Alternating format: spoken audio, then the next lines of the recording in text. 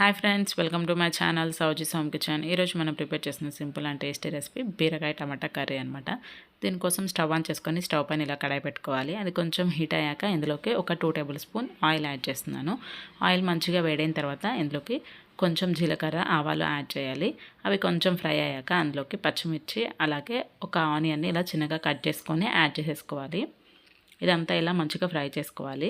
ఇప్పుడు ఇందులోకి ఒక 3-4 వెల్లుల్లిని ఇలా దంచి యాడ్ చేసుకోవాలి. ఇది కూడా మంచిగా కలిసేలాగా ఇలా ఒకసారి మిక్స్ చేసుకుందాము. ఇప్పుడు ఇందులోకి మనం ఒక రెమ్మ కరివేపాకును కూడా యాడ్ చేసుకొని దీన్ని కూడా మంచిగా ఫ్రై చేసేసుకోవాలన్నమాట. ఇప్పుడు ఇందులోకి సాల్ట్ 1 టీ స్పూన్ యాడ్ చేస్తున్నాను. అలాగే ఒక 1/2 టీ స్పూన్ పసుపు కూడా యాడ్ చేసుకొని ఇదంతా మంచిగా కలిసేలాగా ఇలా ఒకసారి మనం మిక్స్ చేసుకోవాలి. ఇప్పుడు ఇందులోకి నేను ఒక 2 పెద్ద టమాటాలని ఇలా చిన్న పీసెస్గా కట్ చేసుకొని యాడ్ చేస్తున్నాను. ఇది కూడా మంచిగా కలిసేలాగా ఇలా ఒకసారి మిక్స్ చేసేసుకుందాము. ఇప్పుడు దీనిపైన మూత పెట్టేసి ఒక 5 మినిట్స్ అలా మనం లో ఫ్లేమ్లో కుక్ చేసుకుందామండి. 5 మినిట్స్ తర్వాత మూత తీసి చూద్దాము. ఇక్కడ చూసారు కదా, మనకి టమాటా కొంచెం సాఫ్ట్ అయింది.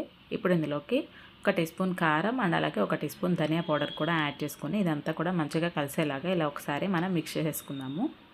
ఇప్పుడు దీనిపైన మూత పెట్టేసి కుక్ చేసుకుందాం ఒక 2 మినిట్స్. 2 మినిట్స్ తర్వాత తీసి చూపిస్తున్నానండి. ఇక్కడ చూసారు కదా, మనకి టమాటా మసాలాలు అన్నీ మంచిగా ఫ్రై అయిపోయాయి. ఇప్పుడు ఇందులోకి మనం చిన్నగా కట్ చేసుకున్న బీరకాయ పీసెస్ని యాడ్ చేసుకుందాము. ఇదంతా ఇలా కలిసేలాగా మంచిగా ఒకసారి మనం మిక్స్ చేసేసుకుందాము.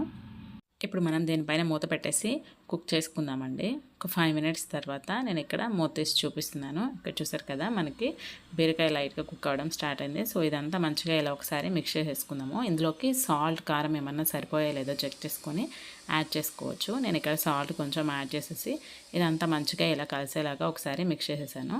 ఇప్పుడు దీనిపైన మూత పెట్టేసి కుక్ చేస్తున్నాను. ఒక 15 మినిట్స్ తర్వాత చూపిస్తున్నానండి. ఇక్కడ చూసారు కదా, మనకి బీరకాయ కూడా మంచిగా కుక్ అయిపోయి ఎలా దగ్గరకు వచ్చేసిందో.